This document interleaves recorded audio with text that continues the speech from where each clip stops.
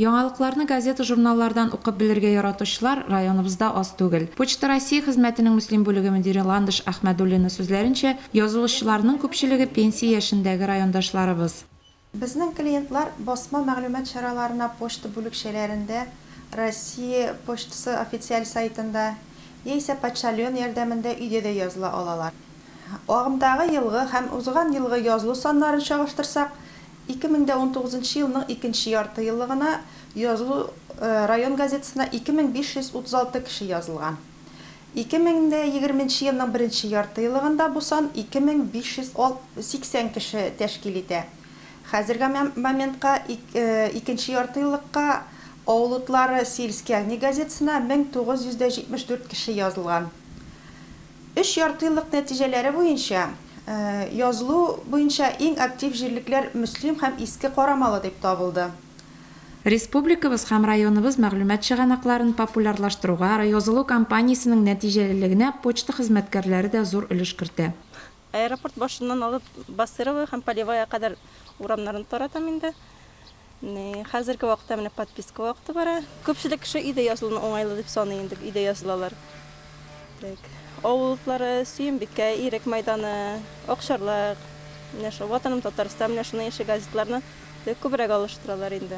Районыбыз яңалыкларын бүген һәм хәзер белергә теләүчеләр һичшиксез Авыл утлары сельский огни газетасына языла, аны яратып укый, үз итә. Газетабыз турында тәэсирләрен белер өчен райондашларыбызга мөрәҗәгать иттек.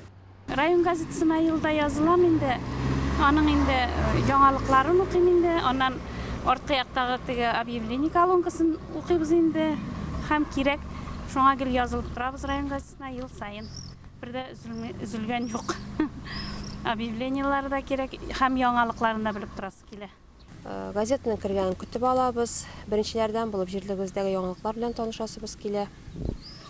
Миңа бигрәк тавыкларында райондашларыбызның тормышлары турында язмалары ошый. Аш-су рубрикасы бик кызыксындыра. Һәм кыскача яңалыклар белән кызыксынып укып барам. Я каждый год подписываюсь на газету «Сельские огни». В ней можно узнать все местные новости и много полезной информации. Авыл утлары газетасын күптәннән язылабыз. Һәр елны яңалыкларны карап барабыз. Объявлениеләрен, некрологларын бөтенесендә башыннан алгана хәтлек укып чыгабыз. Авылларына язылыгыз бик менә үзем көтеп алам, атнага 2 тапкыр чыга. Акча жәлләмичә язылырга кирәк.